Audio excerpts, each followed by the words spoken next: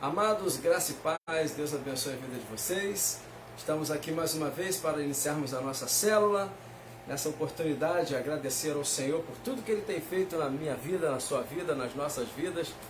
E sem maiores delongas, vamos direto ao que interessa, que é estudar a palavra do Senhor, fortalecer a nossa mente naquilo que Deus tem para cada um de nós. No nome de Jesus Cristo. A pastora Deise vai estar orando por nossas vidas, em nome de Jesus. Senhor, te damos graças, Deus, por mais um dia. E te pedimos, Deus, que seja um dia e um tempo, Deus, em que estamos separando, realmente, Deus, para estarmos na Tua presença, para buscarmos mais o Senhor, para entendermos mais o Senhor. Obrigada, Senhor, por tudo. Obrigada, Senhor, por tudo que o Senhor tem feito. Obrigada por cada vida, Deus, que vai estar ouvindo, Deus, dessa palavra. E eu quero declarar nessa noite, Senhor, que essa palavra terá efeito sobre as nossas vidas. E, Senhor, nós tomaremos posse de tudo que será falado sobre as nossas vidas. No nome de Jesus, Deus. Amém. Amém. Louvado seja o nome do Senhor. As nossas linhas já vão estar prontinhas aí para vocês. Você pode deixar seus comentários também, ok? Deixar as suas reivindicações, suas orações, no nome de Jesus. Semana passada a gente estava falando sobre as fortalezas que são formadas nas nossas mentes, né? No versículo 4 do capítulo 10 de 2 a Coríntios, diz que as armas da nossa milícia não são carnais, mas poderosas em Deus para destruir fortalezas. E são essas fortalezas que estão aqui na nossa mente. E continua, para destruir todo o argumento e toda pretensão que se levanta contra o conhecimento de Deus e levar cativo toda a mente à obediência de Cristo. Então, ou todo pensamento, né, a obediência de Cristo. Então, quando nós analisamos o texto, nós entendemos que as nossas batalhas, elas acontecem no campo da mente. O inimigo quer atingir a tua mente, em todo o tempo ele vai querer atingir a tua mente. E a gente já falou anteriormente, né, sobre as áreas da mente que ele quer atingir, afetar. Falamos 6 questões disso. E semana passada nós começamos a falar sobre a natureza da fortaleza com relação a pensamentos errôneos, né? Pensamentos que não são pensamentos segundo o pensamento de Deus, segundo a vontade de Deus, e aí a gente acaba tomando atitudes erradas por termos pensamentos equivocados, e aí a gente acaba perdendo a nossa batalha.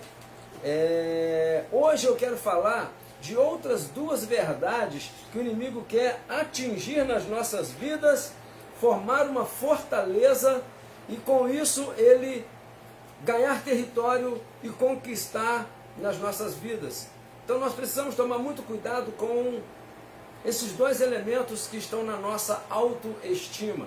São 2 extremos. O primeiro extremo é a baixa autoestima. O inimigo, ele constantemente irá tentar promover que você não é capaz. Talvez você já tenha ouvido muito essa frase, né? Você não vai dar em nada, eu sabia que isso não ia chegar a lugar nenhum, você nada e morre na praia. Não tem esses negócios assim? E aí você nunca almeja, você nunca quer conquistar, você nunca quer alcançar, porque alguém lá atrás disse que você não conquistaria, que você não alcançaria, que você não teria capacidade para isso.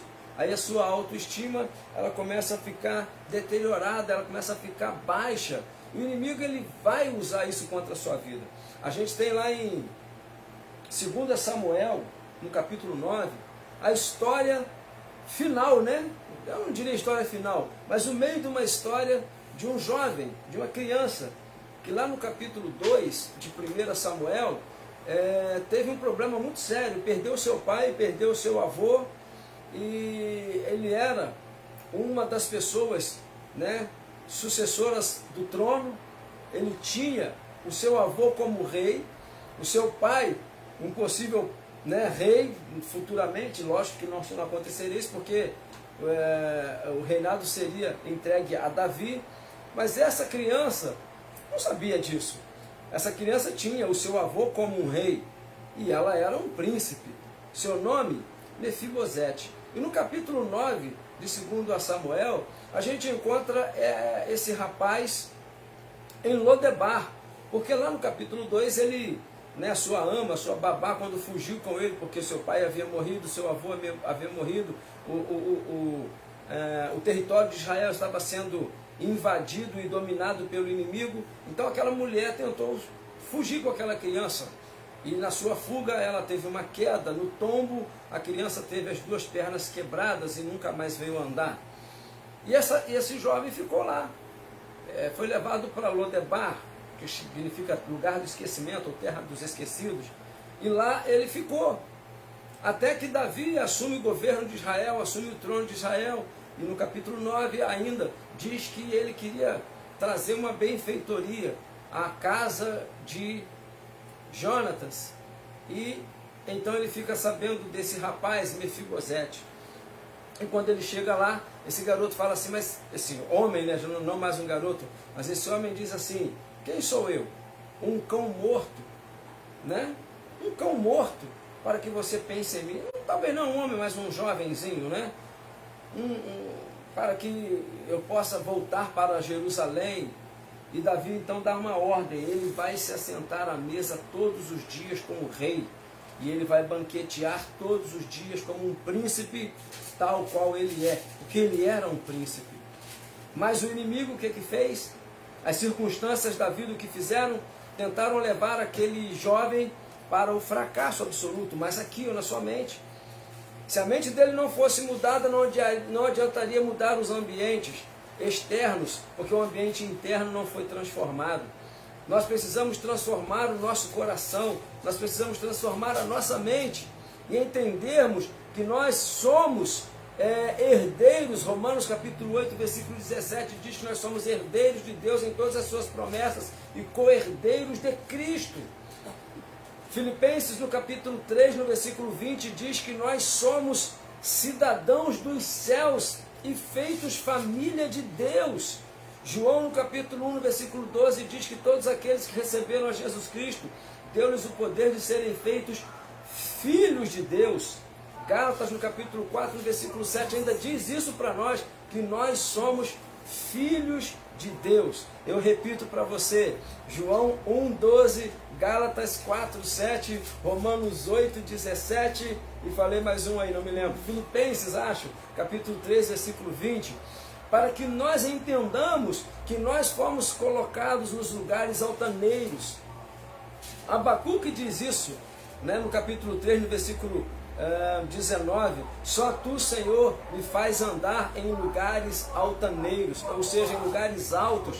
Então, querido, eu e você, nós precisamos entender que nós fomos chamados para sermos a imagem e a semelhança de Deus. Amém ou não? Imagem e semelhança de Deus. Efésios ainda diz, no capítulo 1, no versículo 12, que nós somos chamados para o louvor da sua glória. Então nós não precisamos manter a nossa mente voltada para o nosso passado. Não se detenha no teu passado. O teu passado não profetiza o teu futuro. O teu passado não pode dominar o teu futuro. O que domina o teu futuro é a escolha que você faz no teu presente. Misericórdia esse carro de óleo aí, hein? Oh, meu Deus do céu, tinha que entrar logo na nossa rua, logo agora, né? Mas não tem problema não, deixa ele fazer o negócio dele lá, né? Não tem nada com isso. Mas enfim, que Deus abençoe a vida dele, ele possa aí ter êxito nas suas vendas aí. Então, queridos, imagine bem, a baixa autoestima faz com que a gente não enxergue as promessas de Deus nas nossas vidas. Eu acho que eu já falei isso aqui, da mente de gafanhoto, né? Aqueles 10 espias, eles, no capítulo 13 lá de Números, eu acho que o versículo 39, eles tinham uma mente de gafanhoto. Eles não enxergavam que Deus tinha feito uma promessa gigantesca na vida deles e que eles alcançariam essa promessa. A baixa autoestima faz com que a gente não enxergue as promessas de Deus como uma possibilidade para nós. Lá em Lucas capítulo 1, versículo 37, diz o Senhor Jesus: não há impossível para Deus em todas as suas promessas. E ministrando domingo no nosso ministério, eu disse que quem tem a promessa tem o impossível em suas mãos. Está no seu controle o impossível, porque você tem a promessa. Caleb tinha 80 anos de idade, 80, 85 anos de idade, quando entrou na terra da promessa e ainda tinha braços fortes para conquistar a promessa dele na terra da promessa, que foi Hebrom. Olha que coisa extraordinária. Nós não fomos chamados para sermos por cauda, mas por cabeça. Então, existem alguns aspectos nas palavras condenatórias que refletem uma condição humana antes de conhecermos Cristo como Salvador das nossas vidas. São palavras que estão lá atrás, no nosso passado, antes de conhecermos Cristo. Não é? Efésios 2:1 diz isso para nós, que nós fomos resgatados lá do nosso pecado, resgatados da nossa vida anterior. Isaías 43:18 diz que a gente não deve ficar olhando para o nosso passado, né? Não considerar as coisas antigas das nossas vidas. Se alguém está em Cristo, segundo Coríntios, obrigado pastora, 5:17, diz para nós que se alguém está em Cristo é novo. As coisas velhas se ficaram para trás, já passaram, tudo é novo. Então deixa a baixa autoestima para fora da tua vida. Esse é um extremo. Mas nós temos que tomar cuidado não somente com esse extremo, de cabeça baixa, sempre inferior. É lógico, né? Filipenses 4 diz que a gente, versículo 2, diz que a gente tem que considerar as pessoas superiores a nós mesmos, né? E precisamos, em todo o tempo, nos humilharmos, né? Lá em Lucas 18, acho que 38, diz que aqueles que se humilham serão exaltados. Então, a gente precisa ter entendimento, não é a baixa autoestima, não é? Mas é uma vida de humildade, uma vida de reconhecimento de que somos dependentes uns dos outros, mas não é baixa autoestima. É difícil controlar isso, né? Baixa autoestima, isso não faz parte da vida da gente. A gente ser humilde é uma situação, baixa autoestima é outra coisa, e não deve fazer parte do nosso quadro, não é verdade? Então cuidado com a baixa autoestima, ela vai te levar a detrimento, e não é isso que o Senhor quer para a tua vida. Em contrapartida, temos um outro extremo, que é a alta autoestima.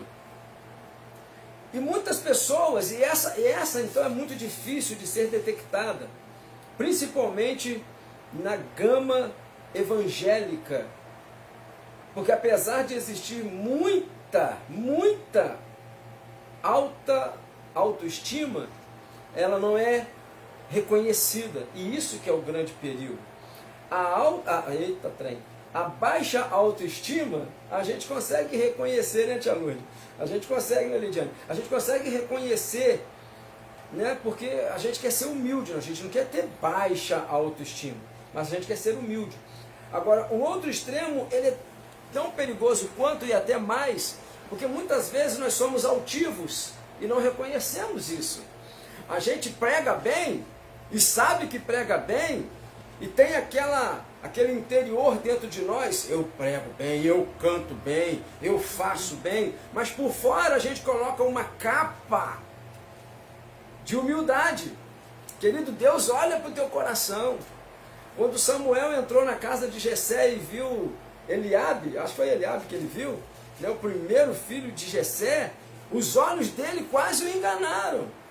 Graças a Deus que Samuel era dependente do Senhor, e ao ouvir a voz de Deus, lá no capítulo 16, versículo 7, 8 por ali, Deus fala assim para ele: olha, eu não o vejo como o homem olha para fora, olha o exterior, eu porém olho para o coração.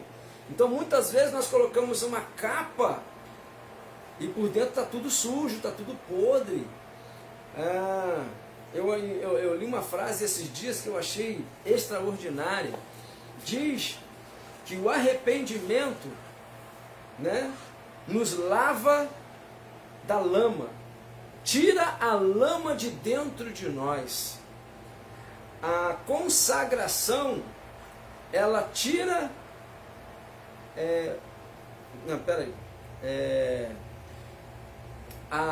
deixa eu pegar a frase direitinho que eu estou confundindo aqui. A frase é assim: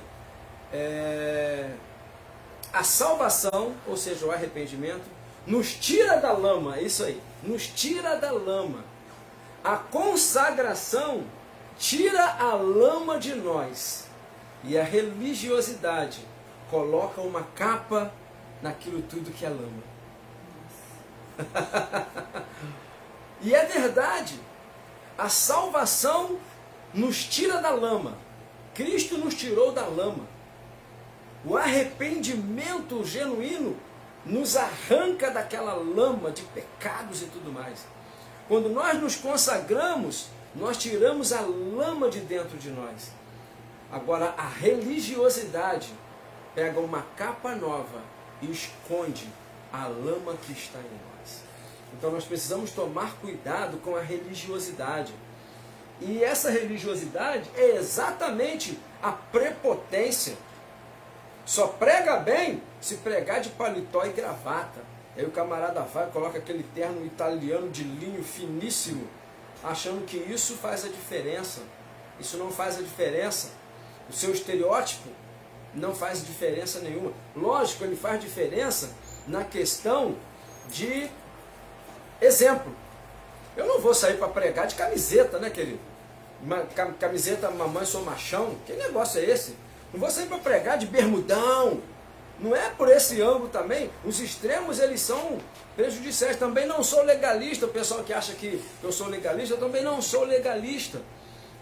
Eu não tenho que pregar só de paletó e gravata, mas também vou pregar sem camisa, de camiseta mamãe sou machão. Não é assim que funciona. Mas eu tenho que ter uma decência, né? Eu me visto para que o Espírito Santo se agrade de mim. Não é verdade? E às vezes a gente começa a confundir isso, que Deus está interessado no meu coração. Claro que Deus está interessado no meu coração, mas Deus também está interessado em toda a minha vida, em toda a minha história, em todo o meu ser, na forma que eu me visto. Deus está interessado, sim senhor, sim senhora. Não é? E há quem pensa que Deus não está preocupado com o que vestimenta você está usando. Ele está preocupado sim, até porque o nosso interior determina o nosso exterior. Não é o nosso exterior que determina o nosso interior, não. É o contrário. É o homem interior que determina o homem exterior. Porque tem muita gente que vai para os extremos, né?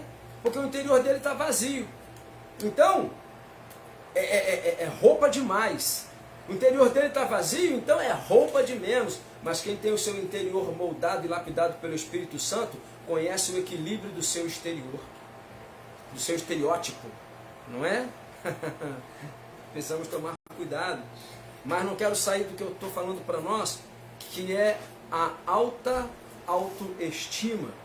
Nós precisamos tomar muito cuidado, porque é uma fortaleza, e a gente não vai conseguir muitas vezes detectar que nós estamos sendo soberbos, que só a gente é que sabe fazer.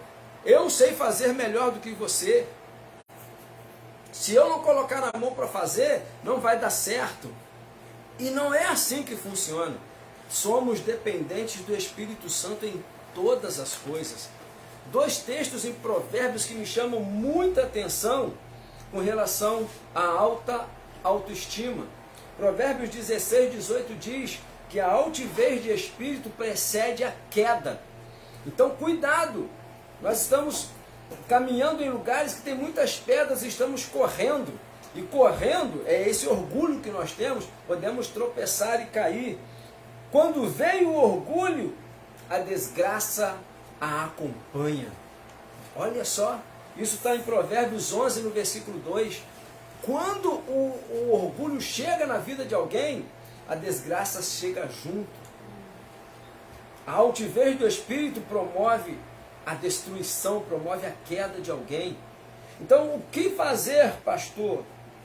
Mas para vencermos isso, precisamos em todo tempo reconhecermos que somos do Senhor. Precisamos em todo tempo reconhecer que Deus é quem faz as coisas e não somos nós. Precisamos em todo tempo colocar as nossas vestes nas mãos do Cordeiro. Paulo diz em 1 Coríntios, no capítulo 11, no versículo 1, sede meus imitadores, porque eu sou imitador de Cristo. Então é imitando Cristo que a gente não vai cair no precipício da soberba. O que derrubou Eva foi achar que aquele fruto do conhecimento do bem e do mal lhe daria igualdade com Deus. O que ela não sabia é que ela já era igual a Deus. Façamos o homem conforme a nossa imagem e segundo a nossa semelhança. Quando Adão e Eva foram formados imagem e semelhança de Deus. Obviamente que a semelhança ela é adquirida. Ela é adquirida com o tempo. Ela é adquirida com a propriedade de querer estar na vida do outro. A gente assume a identidade semelhante a alguém quando a gente começa a andar com esse alguém. É andar com Deus que me torna semelhante a Deus. A imagem, ela foi impactada na minha vida. A imagem de Deus, ela foi impactada na tua vida.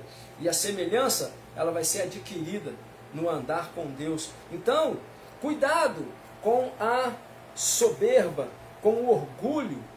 Né? Logo quando o orgulho chega, ou a autoestima, a alta autoestima chega, podem converter isso em fortaleza nas nossas vidas. Isso pode ocorrer quando reconhecemos que é algo errôneo, mas, não estamos dispostos a admitir que o orgulho ou a alta autoestima seja um problema. Segundo, lutamos contra Deus quando Deus quer tratar de quebrar o nosso orgulho. Em lugar disso, cremos que nossa bondade merece que Deus nos trate melhor. Uma vez eu ouvi uma frase e eu achei aquela frase muito louca. A pessoa disse assim: você nunca pode orar a Deus dizendo que você não é merecedor daquilo que Deus te deu. Você é merecedor sim. E a frase dela foi exatamente essa: Deus não vai dar nada para ninguém que não mereça. Deus não é injusto. E quando eu ouvi essa frase, ela tem um tom, né? Se você analisar da forma como a pessoa disse, ela disse assim: olha só, se você recebeu, porque você mereceu. Porque Deus não vai dar algo para você que você não mereça. Seria injusto de Deus te dar algo bom se você não é merecedor. Aí você passa a analisar e fala assim: é mesmo, porque Deus é justo.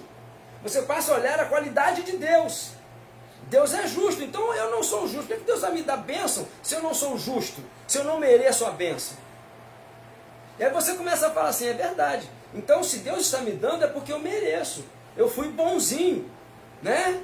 Aí eu ganhei meu presente de final de ano porque eu fui bonzinho. Querido, não tem nada a ver. É uma frase que não tem nada a ver com Deus. O que dizer de Lamentações de Jeremias no capítulo 3, que diz que as misericórdias do Senhor são a causa de não sermos consumidos. Elas se renovam a cada manhã. Grande é a tua fidelidade. Versículos 21 e 22.